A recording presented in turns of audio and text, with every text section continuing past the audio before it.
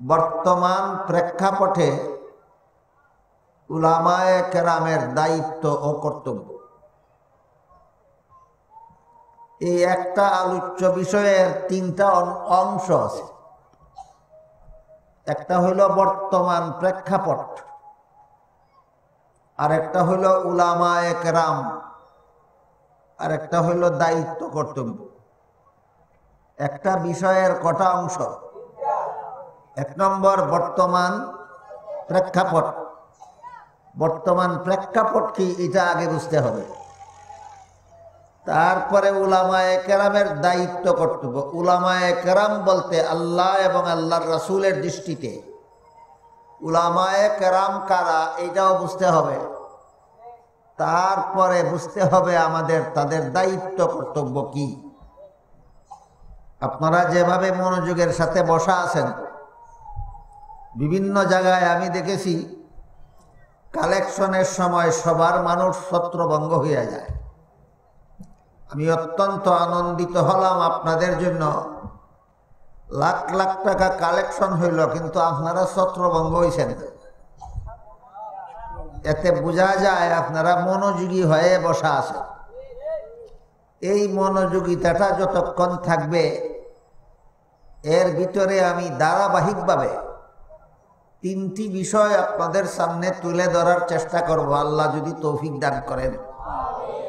একটা হলো বর্তমান প্রেক্ষাপটটা কি, দ্বিতীয়টা হলো উলামায়ে কেরাম কারা, তৃতীয়টা হলো দায়িত্ব কর্তব্যটা কি। বর্তমান প্রেক্ষাপট অনেক কিছু। সবগুলি প্রেক্ষাপটের টার্গেট একটা, সেটা হলো সর্বস্তরের মুসলমানকে আলিম থেকে বিচ্ছিন্ন করা। কারণ যতদিন পর্যন্ত আলেমগণের সাথে মুসলমানের সম্পর্ক থাকে, ততদিন পর্যন্ত আলেমগণ মুসলমানদেরকে পথভ্রষ্ট হতে দেন না।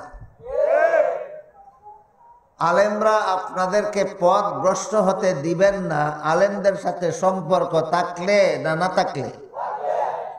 এই জন্য যত পথভ্রষ্ট দল আছে, যত পথভ্রষ্ট ব্যক্তি আছে, সবাই একযুগে আন্দোলন চালাইছে জনগণকে উলামায়ে কেরাম থেকে বিচ্ছিন্ন করো। এটা হলো বর্তমানে যত প্রেক্ষাপট আছে, এই সবগুলি প্রেক্ষাপটের একটাই টার্গেট, জনগণকে আলেম থেকে বিচ্ছিন্ন করো। আলেম, জনগণকে আলেম থেকে বিচ্ছিন্ন করার উদ্দেশ্যে কোন ডাক্তার ইসলামের হিরো হয়ে যায়।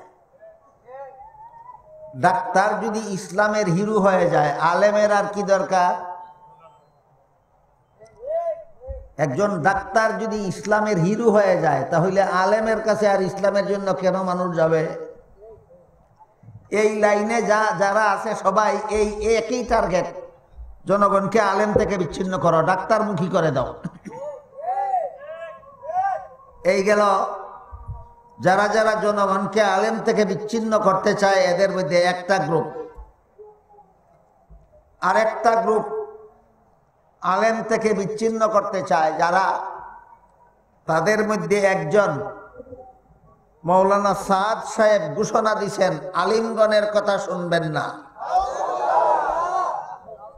আলিমগণের কথা শুনবেন না কেন? কারণ আলেম থেকে বিচ্ছিন্ন হয়ে যান, তাহলে আমি আপনাদেরকে ইচ্ছা মতো ভ্রান্ত পথে নিয়ে যেতে পারব। এই জন্য আমাদের সকলের মনে রাখতে হবে, যতদিন পর্যন্ত আমরা আলেমগণের সাথে সম্পর্ক জুড়ে থাকব, ততদিন পর্যন্ত আমাদের কেউ পথভ্রষ্ট করতে পারবে না।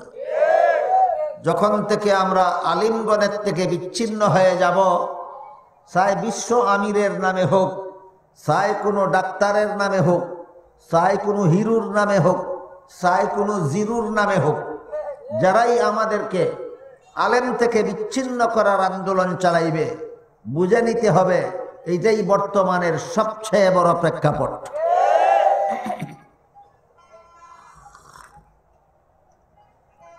গেল একটা বিষয়ের তিন অংশের প্রথম অংশ সংক্ষেপে। দ্বিতীয় অংশ হলো উলামায়ে কেরাম কারা? কারণ উলামায়ে কেরাম কারা এই প্রশ্নের জবাবটা পরিষ্কার না হওয়ার কারণে আমাদের সমাজে অনেকে আবার আলেমের নামে ধোঁকা খায়। একজন লোককে আলেম মনে কইরা তার অনুষ্ঠানে যায়, একজন লোককে আলেম মনে কইরা তার বক্তব্য শুনে, অথচ আসলেই সে আলেম নয়, সেও মানুষকে বিপদগামী করে ফেলে।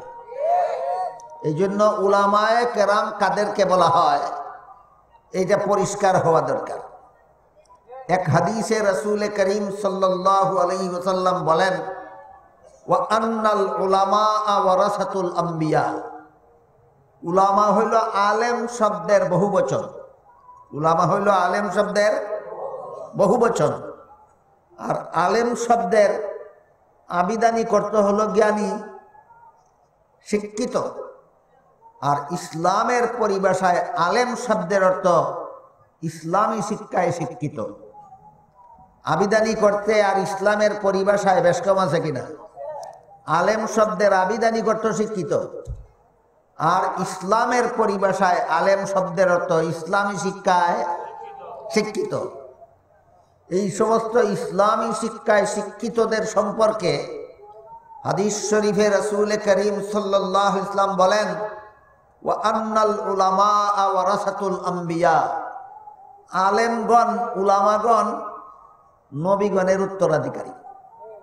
নবীগণের যেই কাজ ছিল আলেমগণের সেই কাজ, নবীগণের যেই কাজ ছিল আলেমগণের সেই কাজ।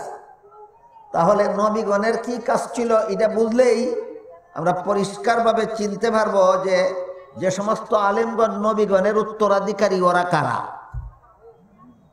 সব আলেম নবীগণের উত্তরাধিকারী নয়। কারণ কিছু আলেম আছে সমাজের দৃষ্টিতে আলেম, কিন্তু ইসলামের পরিভাষায় আল্লাহর দৃষ্টিতে, আল্লাহর রাসূলের দৃষ্টিতে আলেম নয়। এটা পরিষ্কার হয়ে যাওয়া দরকার। রাসূল করিম সাল্লাল্লাহু আলাইহি ওয়াসাল্লামের দায়িত্ব যারা এই নবীর উম্মতের মধ্যে পালন করে যাবেন তারাই হবেন নায়েবে নবী ওয়ারাসাতুল আম্বিয়া। আর আল্লাহ কোরআনের একটি আয়াতে রাসূলের 4টা দায়িত্বের আলোচনা করেছেন। আল্লাহ বলেন, ইয়াতলু আলাইহিম আয়াতিকা ওয়া ইউআল্লিমুহুমুল কিতাব ওয়াল হিকমাতা ওয়া ইউযাক্কিহিম। মুহাম্মাদুর রাসূলুল্লাহ সাল্লাল্লাহু আলাইহি ওয়াসাল্লামের দায়িত্ব ছিল 4টা। কটা? 4টা।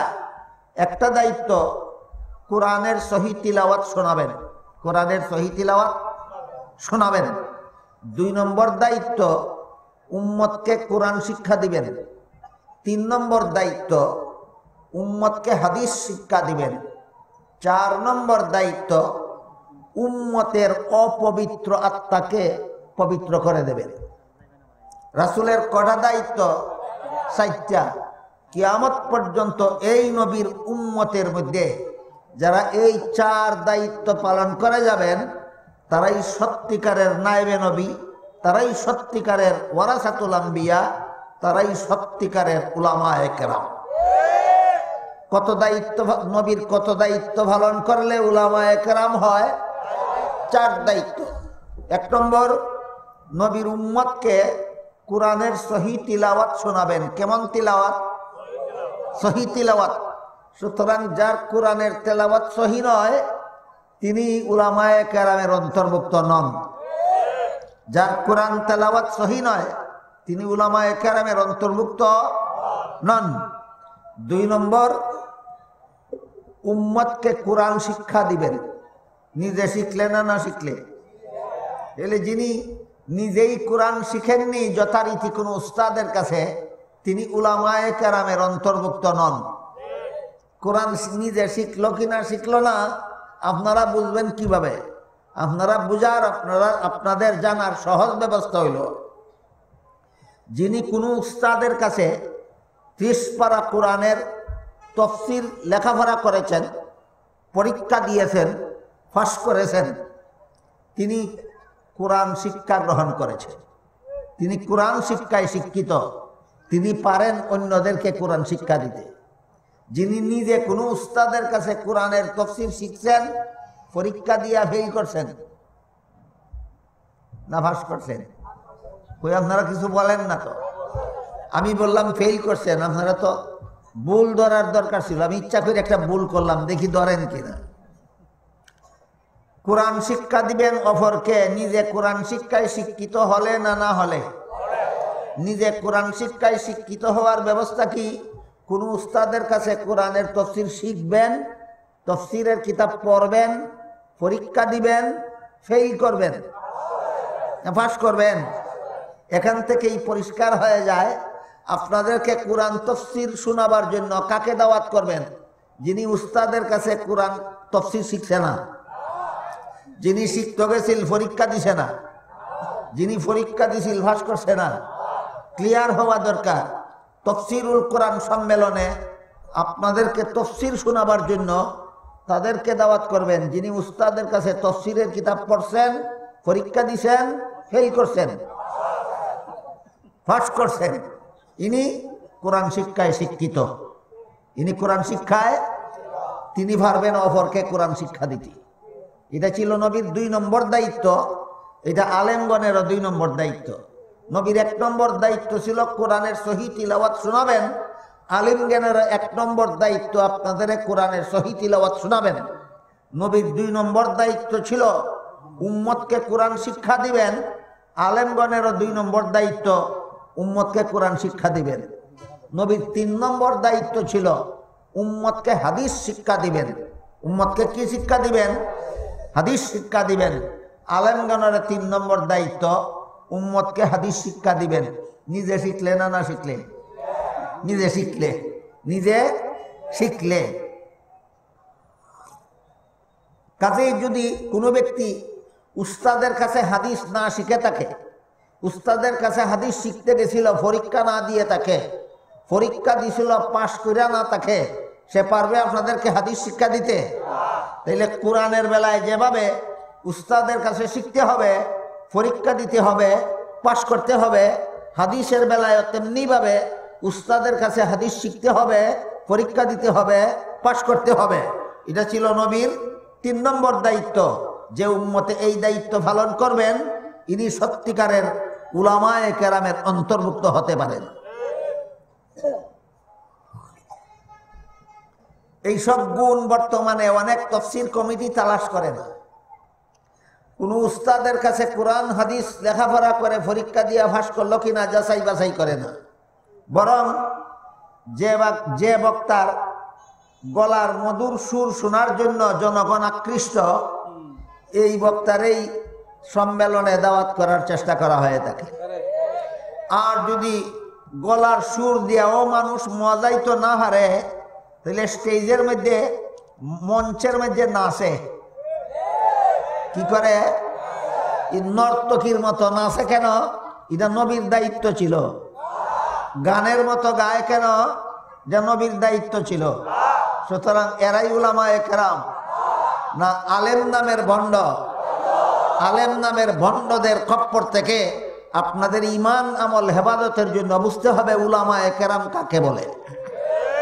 বর্তমান প্রেক্ষাপটে উলামায়ে কেরামের দায়িত্ব, প্রেক্ষাপটটা বললাম, উলামায়ে কেরাম বললাম, নবীর 4 দায়িত্ব যারা পালন করবে কিয়ামত পর্যন্ত তাদেরকেই কোরআন হাদিসের পরিভাষায় উলামায়ে কেরাম বলা হয়।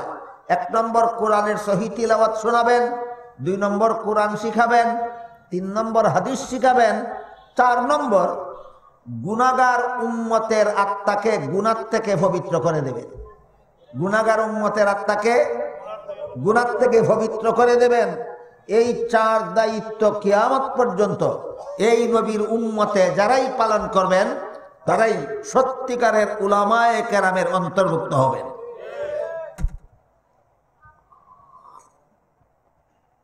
হাদিস শরীফে রাসূল করিম সাল্লাল্লাহু আলাইহি ওয়াসাল্লাম বলেন, লা ইয়াক্তাসু ইল্লা আমিরুন আও মামুরুন আও মুখতাল।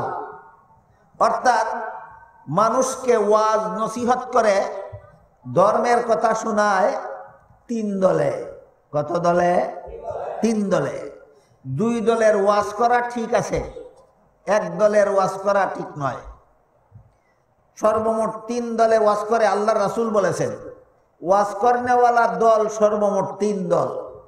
2 দলের ওয়াজ করা ঠিক আছে, 1 দলের ওয়াজ করা ঠিক না। কোন 2 দলের ওয়াজ করা ঠিক আছে?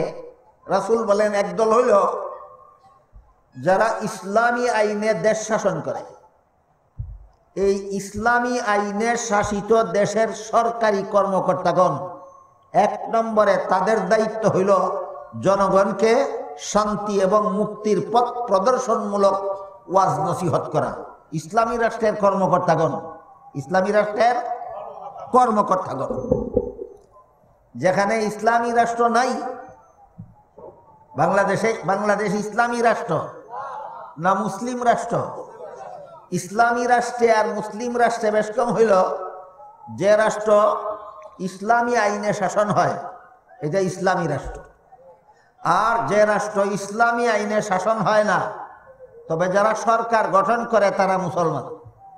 যারা সরকার গঠন করে তারা মুসলমান এবং দেশের অধিকাংশ জনগণ মুসলমান।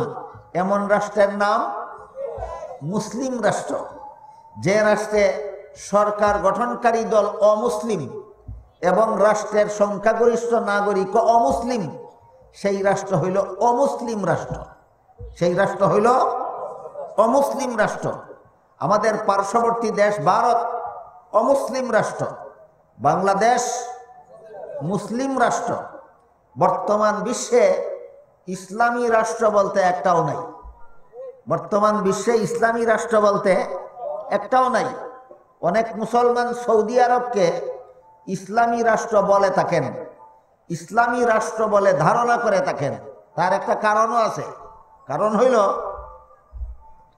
রাষ্ট্র পরিচালনার প্রধান 2টা বিভাগ আছে।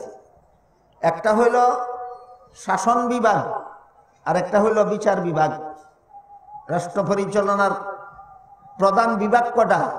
2টা। একটা শাসন বিভাগ আর একটা বিচার বিভাগ।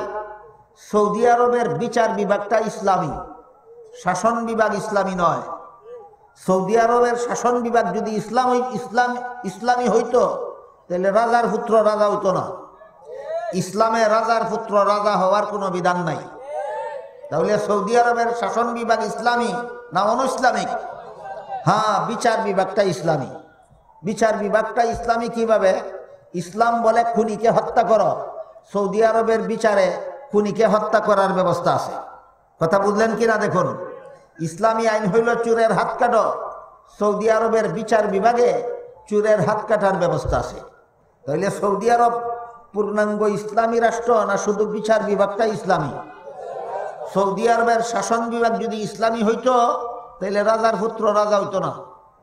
তাহলে বিচার বিভাগটা, শাসন বিভাগটা ইসলামী নয়। এই জন্য বলেছি বর্তমান বিশ্বে ইসলামী রাষ্ট্র একটাও নাই। কাজেই যেখানে ইসলামী রাষ্ট্র নাই, 1 নম্বর ওয়াজ করার দায়িত্ব ছিল ইসলামী রাষ্ট্রের কর্মকর্তাগণের। যে বিশ্বে ইসলামী রাষ্ট্র একটাও নাই, সেই বিশ্বে কি ওয়াজ বন্ধ হয়ে যাওয়া দরকার না চালু থাকা দরকার? তাহলে ইসলামী রাষ্ট্র একটাও নাই, ইসলামী রাষ্ট্রের কর্মকর্তা পাবো না কোথাও। ওয়াজ করবে কারা? ওই 4 গুণ বিশিষ্ট উলামায়ে কেরাম। যেখানে ইসলামী রাষ্ট্র নাই সেখানে ওয়াজ করবেন কারা? 4 গুণ বিশিষ্ট উলামায়ে কেরাম। 1 নম্বর গুণ যারা কোরআনের সহিহ তিলাওয়াত শোনাবেন, 2 নম্বর যারা কোরআন শিক্ষা দিবেন, 3 নম্বর যারা হাদিস শিক্ষা দিবেন, 4 নম্বর যারা গুনাহগার মুসলমানকে গুনাহ থেকে বারণ করে আত্মা পবিত্র করে দেবেন। গুনার দ্বারা মুসলমানের আত্মা অপবিত্র হয়, গুনাহ ছেড়ে দিলে আত্মা পবিত্র হয়ে যায়। কাজেই নবীরও ছিল 4 নম্বর দায়িত্ব, গুনাহগার উম্মতকে গুনাহ থেকে ফিরাও, তাদের অপবিত্র আত্মাকে পবিত্র করো। কিয়ামত পর্যন্ত যে সমস্ত উলামায়ে কেরামও নবীর গুনাহগার উম্মতকে গুনাহ থেকে ফিরাবেন, এর মাধ্যমে তাদের আত্মা পবিত্র করে দেবেন। এটা হলো 4 নম্বর দায়িত্ব। বুঝে থাকলে বলুন, যেখানে ইসলামী রাষ্ট্র নাই সেখানে তো ইসলামী রাষ্ট্রের কর্মকর্তা হওয়া যাবে না। ওয়াজ করার দায়িত্ব হবে কাদের? 4 গুণ বিশিষ্ট উলামায়ে কেরামের। সেখানে ওয়াজ করার দায়িত্ব হবে কাদের? 4 গুণ বিশিষ্ট উলামায়ে কেরামের। হ্যাঁ, ইসলামী রাষ্ট্রের কর্মকর্তাগণ যাদেরকে ওয়াজ করার জন্য নিযুক্ত করেন, তারা তাদের স্থলবর্তী হিসাবে ওয়াজ করতে পারেন। আর 4 গুণ বিশিষ্ট উলামায়ে কেরামের কেউ যদি কাউকে ওয়াজ করার জন্য নিযুক্ত করেন, তিনি তার নিযুক্ত ব্যক্তি হিসাবে ওয়াজ করতে পারেন। মোট কথা হলো এই 2 দলের ওয়াজ করা ঠিক আছে। একদল ইসলামী রাষ্ট্রের কর্মকর্তাগণের ওয়াজ ঠিক আছে, আরেক দল 4 গুণ বিশিষ্ট উলামায়ে কেরামের ওয়াজ করা ঠিক আছে। তৃতীয় দল যারা ওয়াজ করে এদের ওয়াজ করা ঠিক নয়। এরা কারা?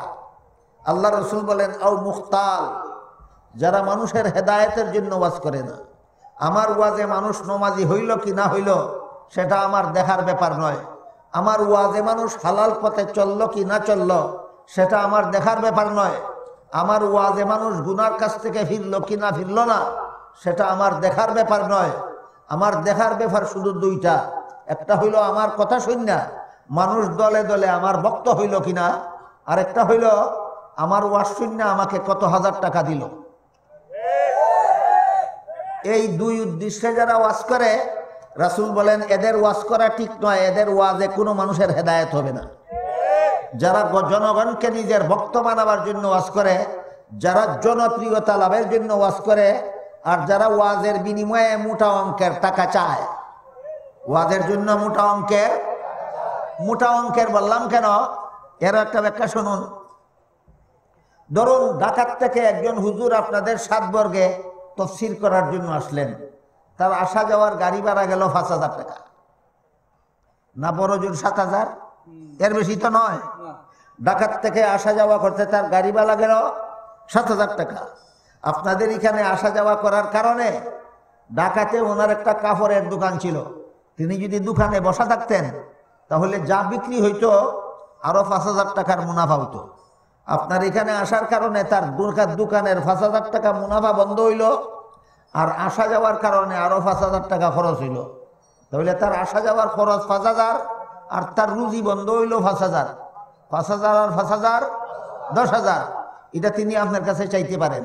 আপনার কাছে আসা আমার গাড়ি ভাড়া গেল 5,000, দোকানের লস হইল 5,000, 10,000 টাকা দেন। এটা কোনো মোটা অঙ্কের টাকা নয়।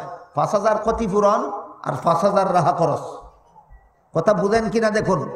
5,000 ক্ষতিপূরণ আর 5,000 রাহা খরচ এটা চাইতে পারেন, কিন্তু তার ক্ষতি হইল 5,000, রাহা খরচ গেল 5,000, 10,000। তিনি 10,000 না চাইয়া তিনি চুক্তি করলেন, কন্ট্রাক্ট করলেন 50,000 টাকা দিলে যাব, নাইলে যাব না। কিসের জন্য ওয়াজ করে? আপনাদেরকে নমাজি বানাইবার জন্য না 50,000 টাকার লোভে? আপনাদেরকে গুনাহ ছাড়াইবার জন্য না 50,000 টাকার লোভে? আপনাদেরকে জাহান্নাম থেকে বাঁচাবার জন্য না 50,000 টাকার লোভে? আপনাদেরকে জান্নাতের পথ দেখাবার জন্য না 50,000 টাকার লোভে? এরা সত্যিকারের উলামায়ে কেরাম নয়।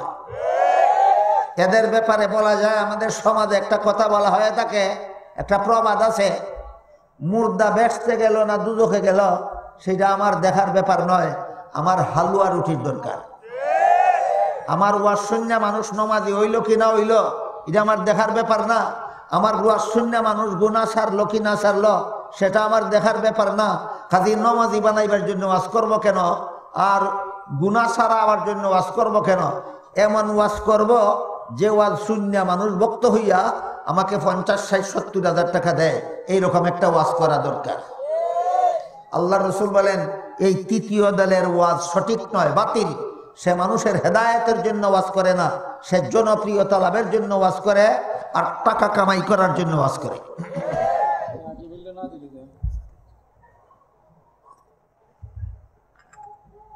তাই হাদিস শরীফে রাসূল করিম সাল্লাল্লাহু আলাইহি ওয়াসাল্লাম বলেন, লা ইয়াক্তাসু ইল্লা আমিরুন আও মামুরুন আও মুখতাল। ওয়াজ করে 3 দল, ইসলামী রাষ্ট্রের সরকার, 4 দল বিশিষ্ট উলামায়ে কেরাম, আর জনপ্রিয়তা লুবি এবং ধন সম্পদের লুবি। এই 3 দলে ওয়াজ করে। প্রথম 2 দলের ওয়াজ সহি, 3য় দলের ওয়াজ গলত। প্রথম 2 দলের ওয়াজ সহি, 3য় দলের ওয়াজ গলত। এতক্ষণে আপনাদের পরিষ্কার বুঝে আসলো কিনা উলামায়ে কেরাম কাদেরকে বলা হয়? যে 4 গুণ নবীর ছিল, যে 4 দায়িত্ব নবী পালন করে গেছেন, কিয়ামত পর্যন্ত সেই 4 দায়িত্ব যারা পালন করে যাবেন তারা হবেন উলামায়ে কেরামের অন্তর্ভুক্ত। আমাকে দেওয়া আপনাদের আলোচ্য বিষয়ের তিনটা অংশ ছিল। একটা হলো বর্তমান প্রেক্ষাপট কি, আর একটা হলো উলামায়ে কেরাম কারা, আর একটা হলো উলামায়ে কেরামের দায়িত্ব কি। মনে আছে? দুই প্রশ্নের জবাব বুঝে আসলো কিনা? বর্তমান প্রেক্ষাপট কি? বর্তমান প্রেক্ষাপট অনেক, সবগুলি প্রেক্ষাপটের একটাই টার্গেট, জনগণকে আলিম থেকে বিচ্ছিন্ন করো। জনগণকে উলামায়ে কেরাম থেকে বিচ্ছিন্ন করলে যেভাবে ইচ্ছা সেভাবে জনগণকে চালানো যাবে।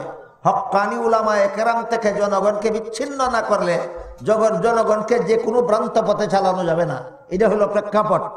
2 নম্বর প্রশ্ন হলো উলামায়ে কেরাম কারা? নবীর 4 দায়িত্ব পালন করবেন যারা। মনে থাকবে? উলামায়ে কেরাম কারা? নবীর 4 দায়িত্ব পালন করবেন যারা, তারা কিয়ামত পর্যন্ত উলামায়ে কেরাম হিসাবে গণ্য হবেন। কিন্তু যারা আলেম হিসাবে পরিচিত হয়েও 4 দায়িত্ব পালন করবেন না, এরা সত্যিকারের উলামায়ে কেরাম নয়। আলেম এর তালিকাভুক্ত হয়েও যারা হয়তো কোরআনের সহি তিলাওয়াত শোনাবেন না, না হয় কোরআন শিখাবেন না, না হয় হাদিস শিখাবেন না, না হয় মানুষকে গুনাহ থেকে বাঁচাবার চেষ্টা করেন না, শুধু টাকা রুজির চেষ্টা করেন, জনপ্রিয়তা লাভের চেষ্টা করেন, তারা উলামায়ে কেরামের অন্তর্ভুক্ত নয়। 2 প্রশ্নের জবাব পরিষ্কার হইল। 3 নম্বর প্রশ্ন হইল উলামায়ে কেরামের দায়িত্বটা কি? এই রকম পরিস্থিতিতে উলামায়ে কেরামের 2টা দায়িত্ব তাফসীরের কিতাবে লেখা আছে। একটা দায়িত্ব হলো নিজে হকের উপর অটল থাকা, নিজে হকের উপর অটল থাকা। সারা দুনিয়ার সমস্ত মুসলমান যদি বেপরদা হইয়া যায়, আমি আমার বিবি বাচ্চাকে বেপরদা করব না। এই হলো হকের উপর অটল থাকার উদাহরণ। সারা দুনিয়ার সমস্ত মানুষ যদি মিথ্যাবাদী হইয়া যায়, আমি কোনোদিন মিথ্যা বলবো না। সারা দুনিয়ার সমস্ত মানুষ যদি সুদখোর হয়ে যায়, আমি কোনোদিন সুদের কারবারে জড়িত হব না। সমস্ত মানুষ যদি ঘুষখোর হয়ে যায়, আমি কোনোদিন ঘুষের কারবারে জড়িত হব না। সমস্ত মানুষ যদি মদখোর হয়ে যায়, আমি কোনোদিন মদখুরিতে শরিক হব না।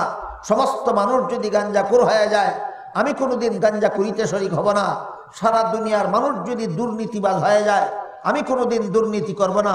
সারা দুনিয়ার মানুষ যদি জালিয়াতিকারী হয়ে যায়, আমি কোনোদিন জালিয়াতিতে অংশগ্রহণ করব না। এর মানে হইল উলামায়ে কেরামের একটা দায়িত্ব, দুনিয়া যে কোনো জাহান্নামে গেলে আমি তাদের জাহান্নামের পথের প্রতীক হব না, আমি হকের উপর অটল থাকব।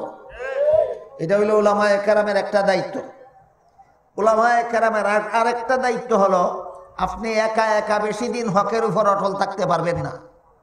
আপনার সমাজের সবাই যদি বাতিল পথে চলে যায়, আপনি বেশি দিন একা একা হকের উপরে থাকতে পারবেন না। যেমন ধরুন আপনার ভাই, বাতিদা, মামা, চাচা, আত্মীয় স্বজন যারা আছে সবাই যদি বেপরদা হয়ে যায়, আপনি কোনোদিন পর্দা রক্ষা করে এই সমাজে বসবাস করতে পারবেন না। আপনার সমাজের সবাই যদি সুদের কারবারি হয়ে যায়, আপনি সুদের কারবার থেকে বিরত থাকা কঠিন হয়ে যাবে। সবাই যদি ঘুষখোর হয়ে যায়, আপনি ঘুষ থেকে বিরত থাকা কঠিন হয়ে যাবে। সবাই যদি জালিয়াতিকারী হয়ে যায়, আপনি জালিয়াতির থেকে মুক্ত থাকা কঠিন হয়ে যাবে। আপনার সমাজের সবাই যদি দুর্নীতিবাজ হয়ে যায়, আপনি দুর্নীতি মুক্ত থাকা আপনার জন্য কঠিন হয়ে যাবে। এই জন্য উলামায়ে কেরামের 2 নম্বর দায়িত্ব হলো শুধু নিজে হকের উপর থাকলে হবে না, অন্যকে হকের পথে দাওয়াত দিতে হবে। যে উলামায়ে কেরামের কত নম্বর দায়িত্ব? এই 2টা দায়িত্ব উলামায়ে কেরামের দুনিয়াতে। একটা হইল এই রকম প্রেক্ষাপটে নিজে হকের উপর থাকা, আর একটা হইল অপরকে হকের পথে দাওয়াত দেওয়া। নিজে হকের উপর থাকা প্রথম দায়িত্ব, আর অপরকে হকের দাওয়াত দেওয়া দ্বিতীয় দায়িত্ব। এই 2 দায়িত্ব হলো উলামায়ে কেরামের দুনিয়াতে। আখেরাতে উলামায়ে কেরামের আরেকটা দায়িত্ব আছে, সেই দায়িত্বটার কথা বলে শেষ করি। এর ভিতর দিয়ে আপনারা উলামায়ে কেরামকে আল্লাহ কি মর্যাদা দিয়েছেন সেটাও ইনশাআল্লাহ বুঝতে পারবেন। আমি যে আয়াত তিলাওয়াত করেছি, এই আয়াতে আল্লাহ উলামায়ে কেরামের মর্যাদার কথাই বলেছেন। উলামায়ে কেরামকে আল্লাহ পাক রব্বুল আলামিন হাসরের ময়দানে যে মর্যাদাটা দিবেন, সেই মর্যাদার বিবরণ দিয়ে হাদিস শরীফে রাসূল করিম সাল্লাল্লাহু আলাইহি ওয়াসাল্লাম বলেন, কাল হাসরের মাঠে যখন সারা দুনিয়ার সমস্ত মানুষ জীবিত হয়ে দাঁড়াবে, তখন আল্লাহ আলেমগণকে বলবেন, উলামায়ে কেরামকে বলবেন, হে আলেমরা, তোমরা জগতের সমস্ত মানুষ থেকে আলাদা হয়ে আলাদা কাতারে দাঁড়াও।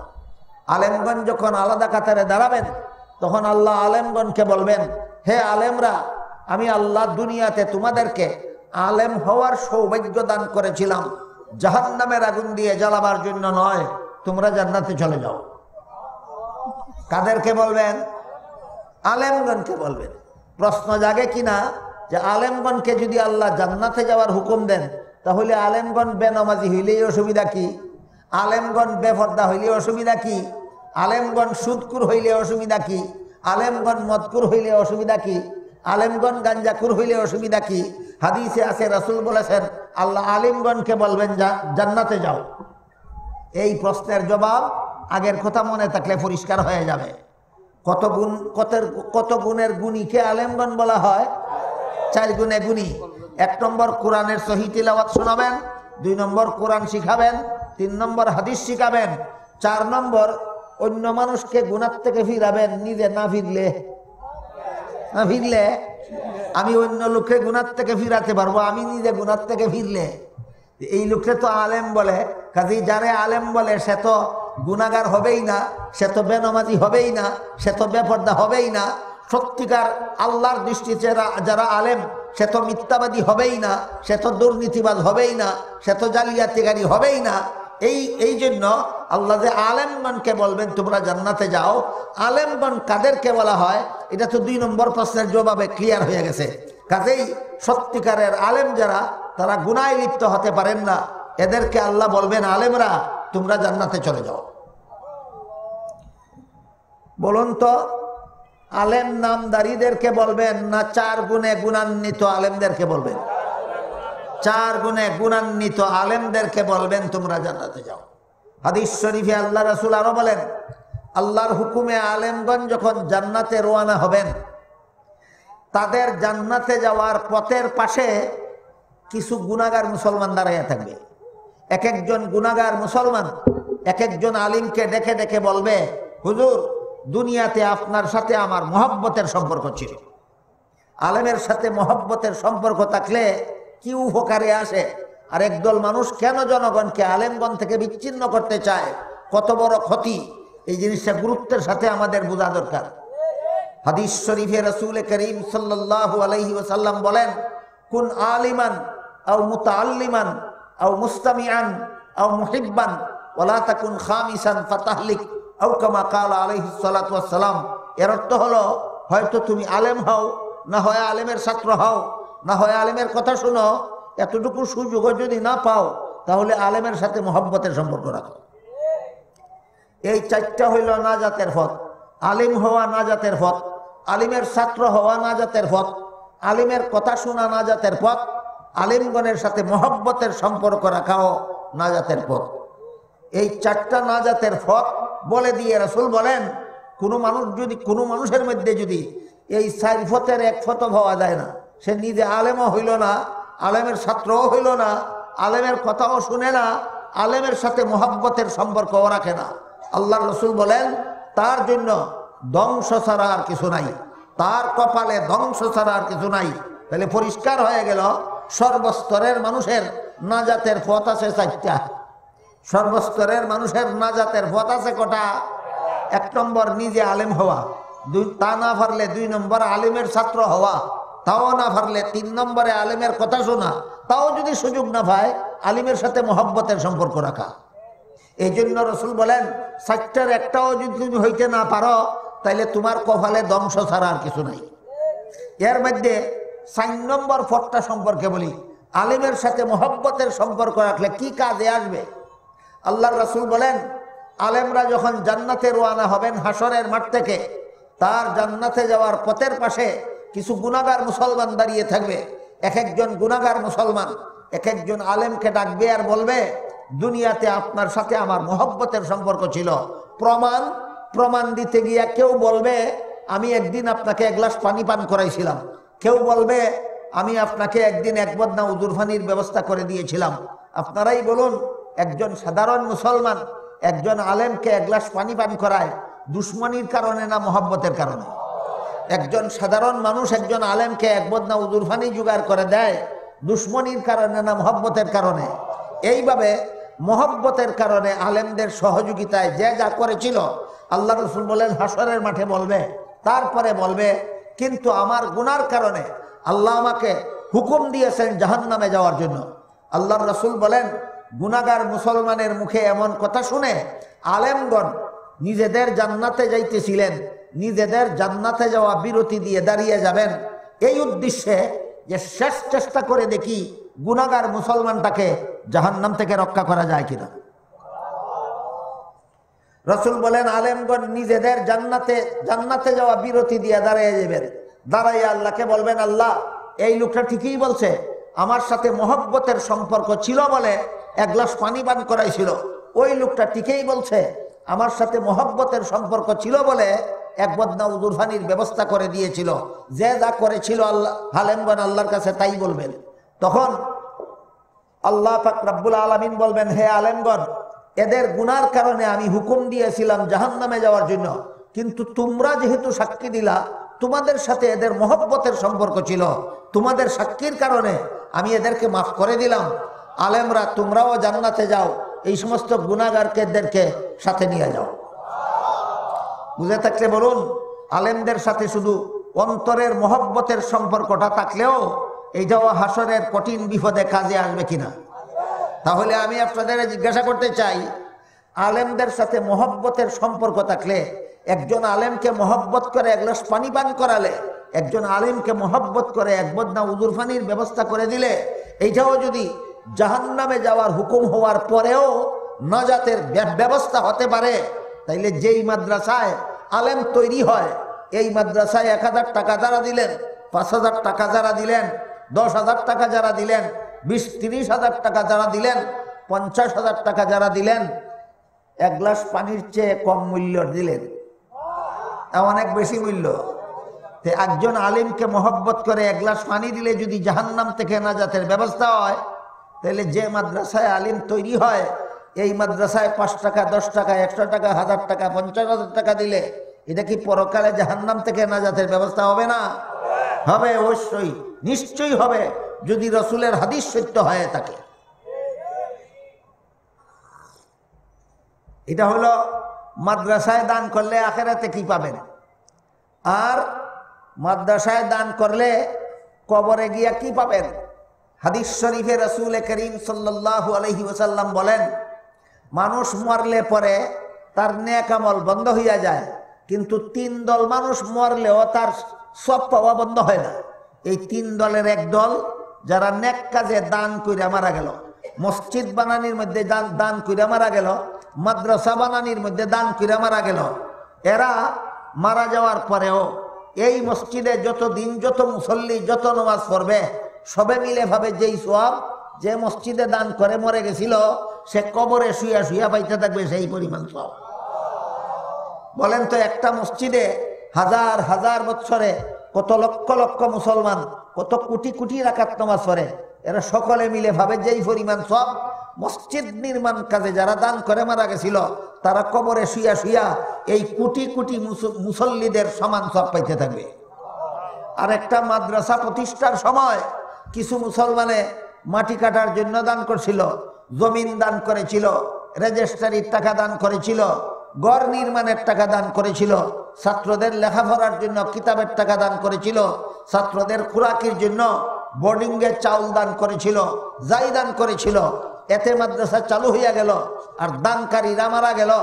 মারা যাওয়ার পরে এই মাদ্রাসায় যতদিন পর্যন্ত যত উস্তাদ, যত ছাত্র পড়াইবেন, যত ছাত্র কোরআন হাদিস পড়বে, সবে মিলে পাবে যেই পরিমাণ সওয়াব যারা দান করে মারা গেল, তারা কবরে শুয়া শুয়া কিয়ামত পর্যন্ত পাইতে থাকবে সকলের সমান সওয়াব। বুঝে থাকলে বলুন, আপনাদের প্রস্তাবিত মাদ্রাসার জন্য যে যতই দান করলেন, কি পরিমাণ ক্ষতি হইল, যে পরিমাণ লাভ হইল, এই পরিমাণ লাভ কি আর কোনো কাজের মধ্যে হতে পারে? আপনারা কবরে শুয়া শুয়া কিয়ামত পর্যন্ত এই মাদ্রাসার ছাত্র উস্তাদদের সমপরিমাণ সওয়াব পাইতে থাকবেন। আর হাসরের মাঠে যদি আপনার গুনার কারণে আল্লাহ জাহান্নামে যাওয়ার হুকুম দিয়া দেন, আলেম, যে আলেমের সাথে মহব্বতের সম্পর্ক ছিল, আল্লাহর রাসূল বলেছেন সেই আলেম আপনার জন্য সুপারিশ করবে। যে আলেমের সাথে মহব্বতের সম্পর্ক ছিল সেই আলেম আপনার জন্য সুপারিশ করবেন। আলেম বলবেন আল্লাহ এই লোকটার আমার সাথে মহব্বতের সম্পর্ক ছিল, আলেম এই কথা বলার কারণে আল্লাহ আপনাকে জাহান্নামে যাওয়ার হুকুম দেওয়ার পরেও মাফ করে দেবেন। সুতরাং আপনাদের এই তাফসীরুল কুরআন সম্মেলনে আপনাদের প্রস্তাবিত মাদ্রাসার জন্য যারা যারা দান করলেন কি পরিমাণ লাভবান হলেন কিছু বুঝতে পারলেন কিনা? কাজেই আল্লাহ আপনাদের আমাদের সবাইকে এই তিন জিনিস, এই তিন বিষয়বস্তুর তিন অংশের আলোকে আমাদের জীবন গড়ার তৌফিক দান করুন। এক নম্বর বিষয়বস্তুর প্রথম বিষয় ছিল বর্তমান প্রেক্ষাপট কি, দুই নম্বর বিষয় ছিল উলামায়ে কেরাম কারা, তিন নম্বর ছিল উলামায়ে কেরামের দায়িত্ব কি। পরিষ্কার বুঝতে পারলেন? বুঝে থাকলে আল্লাহ যেন আমাদের এই সম্মেলনকে সফল করেন, আমাদের এই তাফসীর শোনাকে সফল করেন, আমাদের জীবনে যেন কোরআনের তাফসীর ফিট করতে পারি, আমাদের সবাইকে যেন আল্লাহ তৌফিক দান করেন। সবাই বলুন আমিন। সুবহান রাব্বিকা রাব্বিল ইজ্জাতি আম্মা ইয়াসিফুন ওয়া সালামুন আলাল মুরসালিন আলহামদুলিল্লাহি রাব্বিল আলামিন। কেউ উঠবেন না, সবাই বসা থাকুন, আস্তাগফিরুল্লাহ, দুরূদ শরীফ পড়ুন ইনশাআল্লাহ।